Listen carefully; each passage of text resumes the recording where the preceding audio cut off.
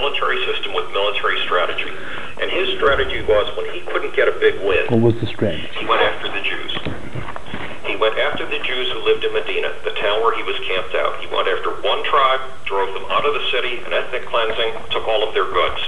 This made him a big man in town because he was able to hand out all the riches of the Jews to all those who would follow him. And it allowed him to bring in other tribes as potential allies.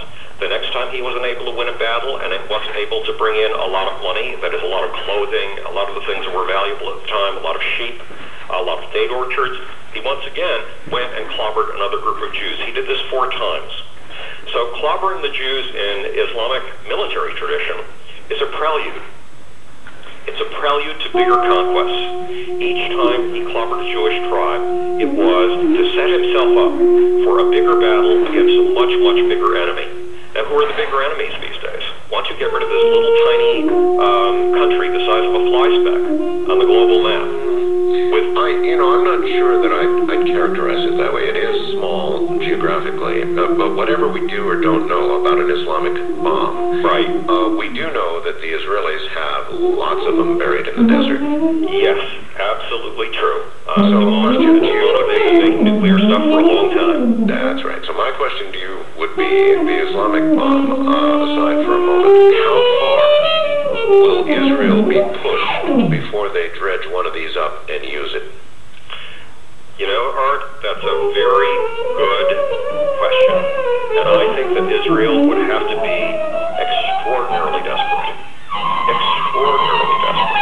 to go to those lengths. I think that Israel would have to feel that it was on the verge of utter annihilation. And even then, knowing the nature, look, I'm Jewish and an atheist. We both know that. But knowing the nature of us Jews, we have a lot of world laws about using them, even if we were on the verge of extinction. Explain how you're Jewish and an atheist. In other words, as a Jew, perhaps not Christ, but, God still fits in there somewhere, or did, or should. Well, this is a tricky one that we've answered a number of times. I'm Jewish, I have Jewish parents, and they had Jewish parents, and the parents were Jewish, grandparents were Jewish, all the way going back to God knows. I mean, when you're Jewish, you're born as either a Levi or a Cohen. You're traditionally a part of a tribe that goes back 2,800 years. The Levis and the Cohens. My family is of the Levis.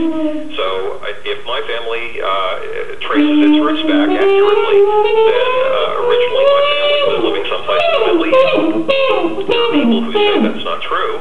There are people who say that there was a large tribe of Jews living in basically Turkish territory who converted to Judaism, and that many of us Jews from that tribe, one way or the other, the size of my nose, the shape of my face, and various other things are Jewish.